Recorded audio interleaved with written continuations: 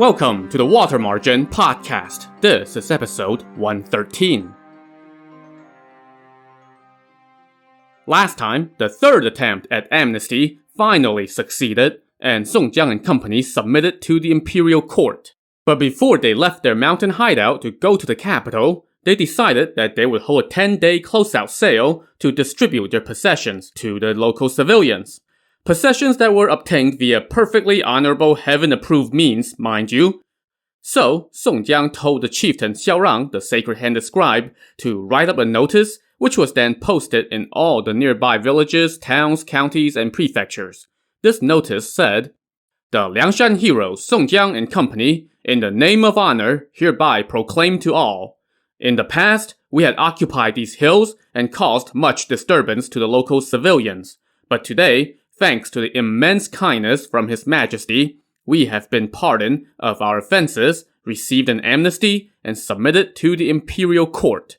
We have no way to thank you, so we will hold a closeout sale of our possessions for 10 straight days. If you're interested, then come and name your price. All offers will be honored, and there is no deception. We hereby inform residents near and far. Harbor no doubt. Please honor us with your presence." So, if you are a farmer living in the shadow of Liangshan and you have been well acquainted with the ways of these bandits, how would you react if you saw a notice that said, "Come to our fire sale, harbor no doubt"? Also, as I mentioned last week, it just feels a little icky that you're selling your ill-gotten possessions to say sorry for the trouble to your neighbors. I mean, sure, we've terrorized your villages for years and probably caused innumerable harms from all the wars that we have been waging in the area, but hey, you get to come haggle over the price of a plate, which we probably took from you once upon a time. Aren't we just the best? Well, apparently everybody thought this was, in fact, awesome, because folks showed up in droves. Once the notices were posted, Song Jiang ordered that all the jewelry, treasures, fabric, and such in the storehouses be divided into 3 portions. One portion was distributed among the chieftains and the lackeys, a second portion was reserved to be presented to the court, and the third portion was piled up at the base for the closeout extravaganza. The fire sale kicked off on the 3rd day of the 3rd month. The bandits slaughtered oxen and sheep and prepared wine to treat everyone who came, and people came from all over. Song Jiang sent out word that everything must go at basement prices. In fact, not only will no offers be refused, we will even sell it to you for less than what you offered. This was basically highway robbery. Anyway, this went on for 10 straight days, and all the yard sale patrons went away happy. Now, Song Jiang ordered everyone to pack up and prepare to leave for the capital. He wanted to also send everyone's families back to their hometowns and villages, but the strategist Wu Yong told him, "Brother, hold on. Let's leave our families here for now. Once we have paid our respects to the emperor and reaffirmed his kindness, then we can come move all the families back home." So this was a pretty smart move. Gotta be sure this whole amnesty thing wasn't a trick first, you know? But of course, it does raise a bit of a logistical question. How are your families supposed to live here for weeks now that you have just sold off everything that wasn't bolted down? Do they even have a plate to eat off of anymore? But in any case, Song Jiang agreed and ordered just the chieftains and the lackeys to pack up. Once they were ready, they set out for Jizhou Prefecture, where they were welcomed by Prefect Zhang, who threw them a feast and rewarded their troops. Then, Song Jiang and company took their leave and led their forces toward the capital. As they set out, they sent the chieftains Daizong, the magic traveler, and Yanqing, the prodigy, on ahead to inform Marshal Su as he had instructed. The marshal promptly informed the emperor, who was delighted and ordered the marshal and the imperial controller to welcome the former outlaws with pennants and banners, and the 2 of them set out at once. As for Song Jiang and company, they marched in organized columns. At the front were 2 red banners, one sporting the characters, "In accordance with heaven," and the other declaring, "In defense of the country." All the chieftains were in full armor, with the exception of Wu Yong, who was dressed like a scholar, Gongsun Sheng, who was donning his priest robes, Lu Zhishen, who was wearing a fiery red Buddhist robe, and Wu Song, who was clad in a pilgrim's black cassock. After traveling for many days, they arrived on the outskirts of the capital, where they were met by the imperial welcome wagon. After paying his respects to Marshal Su, Song Jiang had his forces set up camp outside the new official gate and await a summon from the emperor. Marshal Su and the controller then returned to the capital, went to court, and told the emperor that Song Jiang was camped outside the city, waiting for an audience. The emperor said, "I have long heard that Song Jiang and the 108 chieftains of Liangshan correspond to heavenly spirits and are all bold and courageous heroes who have no equal. Now they have submitted, become law-abiding citizens, and come to the capital. Tomorrow I will lead all the officials to the top of the Tower of Proclaiming Virtue, have Song Jiang and his men dress in full armor, and enter the city with just a few hundred infantry and cavalry, not their entire army. Have them march from the east to the west so that I may review them. Also ask the city's residents and officials, both civil and military, to come see these heroes who are now our loyal subjects. Then have them remove their armor, put down their weapons, and don the satin robes that I have bestowed upon them. Have them enter the palace through the East Glory Gate and meet me in the Hall of Culture and Virtue." So the next day, Song Jiang had the chieftain Pei Xuan, the iron-faced scribe, select about 700 stout foot soldiers. The front column beat golden drums and hoisted colorful flags, followed by a corps of men bearing axes, swords, and spears. With them traveled the two banners that said, "In accordance with heaven," and "In defense of the country." All the soldiers carried broadswords and bows, while everyone was clad in full armor. Arrayed in strict formation, they entered the city through the east gate. The streets were lined with civilians and officials alike, all jostling for position to get a look at these gods on earth. Amid flapping banners and beating drums, our heroes marched. Now, the novel goes into quite a bit of detail describing this procession. In fact, I think it names all 108 chieftains in the description. For the sake of time, I'm going to skip that bit and just reassure you that it was indeed all a very impressive display. In fact, the emperor, watching from atop the Tower of Proclaiming Virtue, was quite delighted at the sight and said to his officials, "These men truly are heroes." He then gave the order for the former outlaws to change into their satin robes, so Song Jiang and company headed to the East Glory Gate, where they shed their armor and donned the robes made from the red and green fabric that they were given, and hung the golden and silver plaques from their waists. They then put on the appropriate court hats and boots. The three men of religion, Gong Sun Sheng, Lu Zhishen, and Wu Song, retained their religious attire, but even those were made from the brocade that had been bestowed by the emperor. Now that everybody was properly dressed, Song Jiang and Lu Junyi led the way, followed by Wu Yong and Gong Sun Sheng, and then all the other chieftains, as they entered the East Glory Gate and headed to the hall where the emperor usually held court. Once again, the novel goes into tremendous detail about the glory of the palace, which I will spare you for the sake of time. At 7 a.m., the emperor assumed his throne, and the master of rites led Song Jiang and company into the hall. Following directions from the chief of ceremonies, they lined up, kowtowed, and shouted, "Long live the emperor!" The emperor was very happy and asked them to come near and be seated. He then ordered a banquet be laid out with fine wine and delightful delicacies, accompanied by music. The emperor, from his throne, joined our heroes at the table. And once again, the novel offered up 2 pages worth of descriptions for this feast.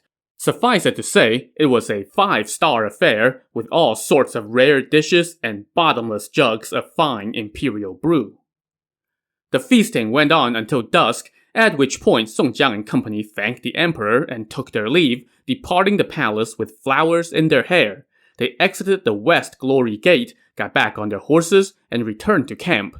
The next day, they returned to the palace to once again thank the emperor. He was again very excited and told them that official positions were coming their way. And so, our 108 heroes thanked the emperor, went off to serve in their official posts, rendered great service to the state, and lived happily ever after. The end. And this concludes the Water Margin podcast. Thanks for listening.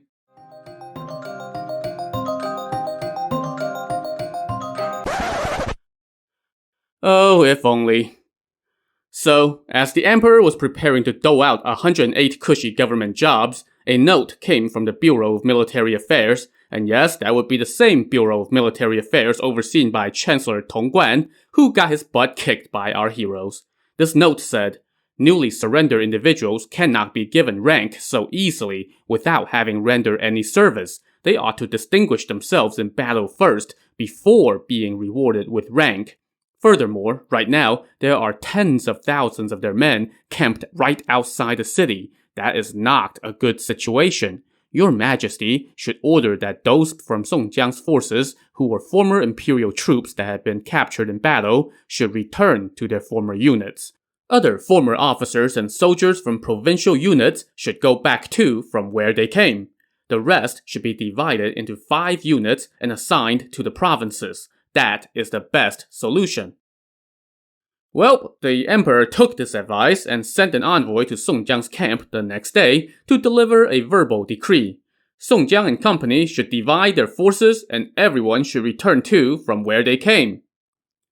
As you might imagine, this went over with the chieftains about as well as swamp water wine. They all said, "We have submitted to the court, but instead of rewarding us with official positions, they want to split us up. We will stay by each other's side through life and death and swear that we shall never part. If they insist, then we'll just go back to Liangshan." So, I guess the honeymoon was over. Song Jiang hurriedly stopped any such talk and begged the envoy to sugarcoat things with the emperor. But the envoy, of course, did not dare to conceal what the chieftains had said, and the emperor fell into a panic and immediately summoned the chancellor of the Bureau of Military Affairs for advice. And you can imagine what kind of loyal advice this Tong Guan would offer. "These knaves may have submitted to the court, but their true nature has not changed, and they will be a huge problem eventually," Tong Guan told the emperor. "In my foolish opinion, your Majesty should lure them into the city with a summon and kill all 108 of them. Then you can divide up their soldiers and put an end to this thorn in the side of the country." While the emperor was rubbing his chin and contemplating this suggestion, somebody suddenly stomped out from behind a screen and shouted, "The beacon fires are burning constantly on every border, and within the country there is danger of internal calamity. It's all the doing of treacherous ingrates like you, wrecking His Majesty's domain." This was none other than Marshal Su, our hero's biggest advocate at court. And a little background is needed here. Marshal Su mentioned that there was trouble both along the borders and within the realm.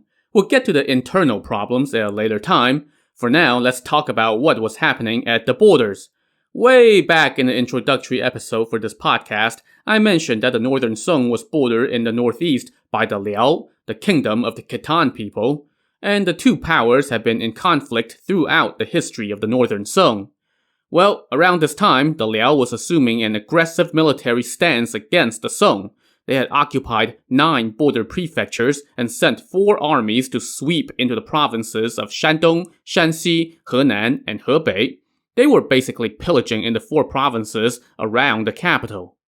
Urgent requests for help were flying into the capital day after day, but they all had to go through the Bureau of Military Affairs first.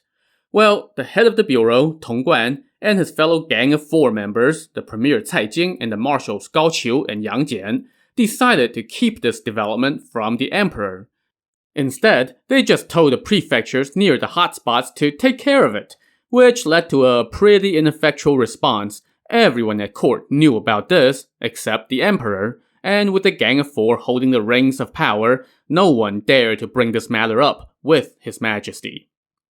And now, Tong Guan was advising the emperor to kill Song Jiang and company by treacherous means, but Marshal Su just so happened to be there and heard him. He now came out and scolded Tong Guan and told the emperor, "Your Majesty, Song Jiang and his group of 108 just submitted to you. They are like flesh and blood brothers and will never consent to being separated, not even in death. Why must we take their lives? Such heroes have uncommon courage and guile. If they get riled up and rebel again, what then?" Right now, the Liao Kingdom has sent 100,000 troops to occupy the 9 border prefectures. Urgent requests for aid are coming in from all over. Troops have been sent numerous times to engage the invaders, but it's been as ineffectual as splashing ants with water. The enemy has the momentum, and our forces have no answer. They're losing men in every engagement. Your Majesty have been kept in the dark about all this. In my foolish opinion, you should send Song Jiang and all his stout warriors, along with their forces, to the border to repel the Liao invaders. Letting such great heroes render service will surely benefit the country. I cannot order this myself, but I beg your Majesty to consider it. The emperor liked that idea, and he asked some of the other court officials what they thought, and they all said, "Yeah, that's a great idea, much better than that lure them into the city and ambush them suggestion." So the emperor now scolded Tong Guan and his lackeys from the Bureau of Military Affairs. "You slanderous, deceitful scoundrels," the emperor cursed. "You are jealous of capable men, block the path of the talented, and conceal the truth. You have harmed the country. I will forgive you this one time and let it go." So that's exactly what the emperor said the last time he called Tong Guan all sorts of nasty names. You get the feeling that this emperor's bark was way worse than his bite when it came to dealing with these corrupt officials. Anyway, the emperor now dispatched Marshal Su to deliver a decree, appointing Song Jiang to be the vanguard general in the campaign to defeat the Liao, and Lu Junyi as the vice vanguard general. The rest of the chieftains would receive ranks once they have rendered service. Marshal Su proceeded at once to Song Jiang's camp and read the decree. Everybody was delighted, and Song Jiang bowed to Marshal Su and said, "We have been waiting for this opportunity to serve the country, make a name for ourselves, and become loyal officials. Thank you for your kindness in recommending us to His Majesty. You are like our parents. However, we still have Chao Gai's altar back on Liangshan that has not yet been properly taken care of, and our families have not yet been sent back to their hometowns. We also still have ramparts that have not been destroyed and warships that have not been brought here. May we trouble you to ask His Majesty to give us a little bit of time to return to Liangshan to take care of those matters and organize our weapons, armor, and horses so that we may serve the country all the better." Marshal Su was happy to do that, and he relayed the request back to the emperor, who consented. In addition, the emperor ordered that Song Jiang and his men be given 1,000 taels of gold, 5,000 taels of silver, and 5,000 bolts of colorful fabric from the imperial storehouses.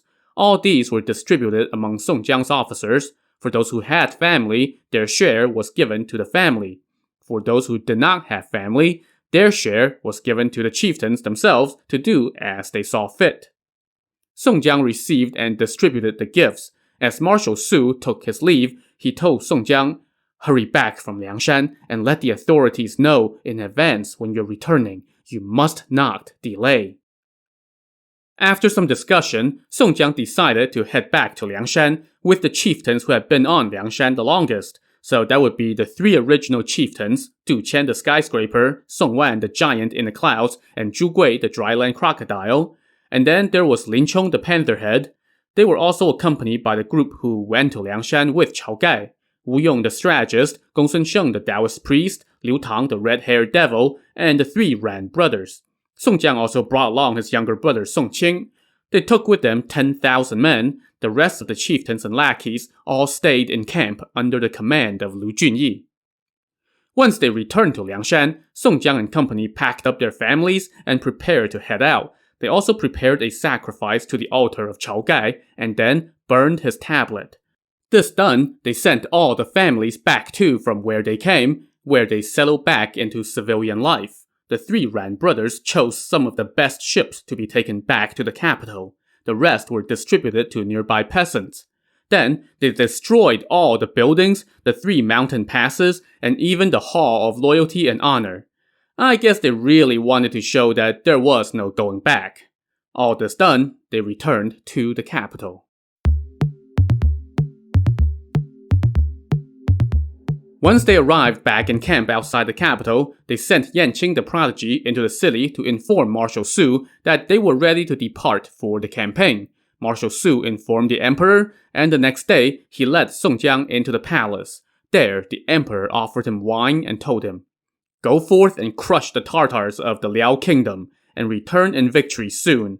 I will then appoint you to a key post, and your officers will all be rewarded according to their service. Please, do not delay."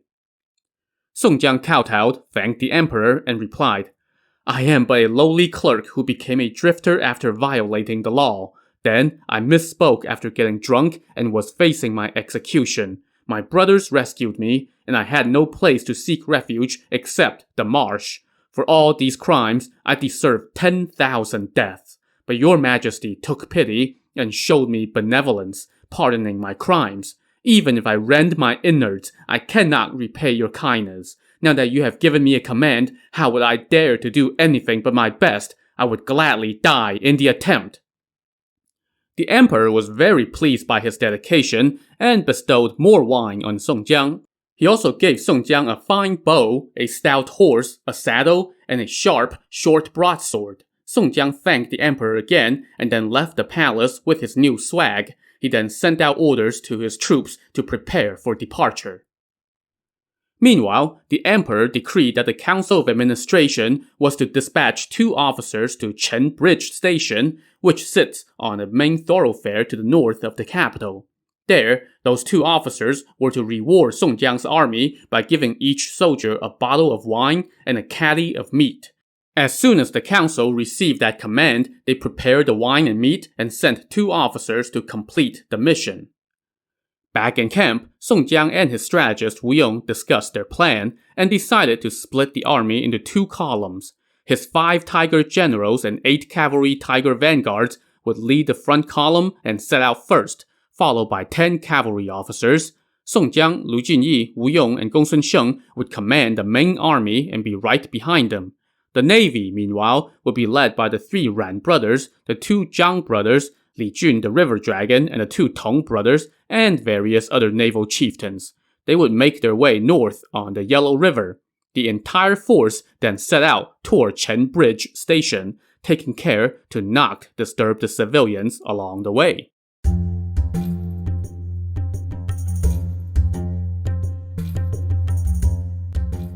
At Chen Bridge Station, the 2 officers from the Council of Administration arrived and began distributing the wine and meat to the troops as they marched by.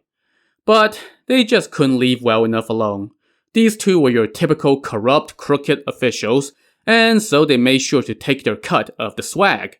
Instead of a bottle of wine, each soldier only got half a bottle.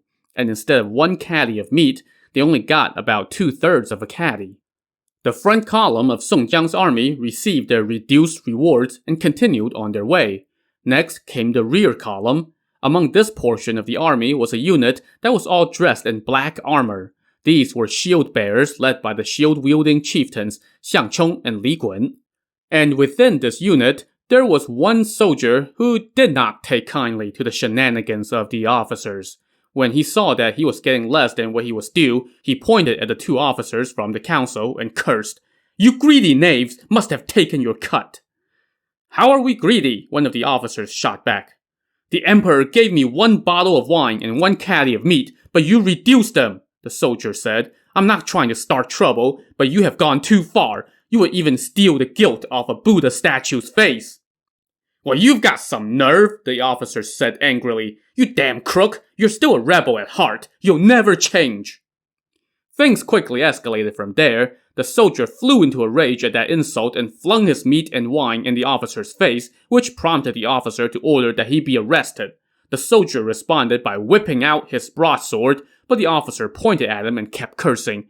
"You 2-bit thug! Who do you think you're gonna kill?" "When I was on Liangshan, I killed tens of thousands of men who were better than you," the soldier retorted. "You crooked officials are nothing." "Oh, I dare you to kill me," the officer taunted. And that was the wrong move. The soldier took him up on it, stepped forward, and slashed the officer right across the face. The officer fell to the ground, and everybody scattered. That soldier, though, wasn't done. He charged forward and added a few more slashes, just to make sure the officer was dead. And with that, the entire army came to a screeching halt.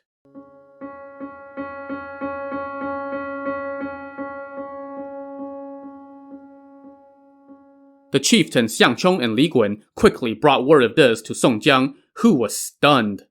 Now, it was bad enough having one of your soldiers kill a government officer before you even start your first campaign after accepting amnesty, But the location of this debacle also greatly amplified the issue.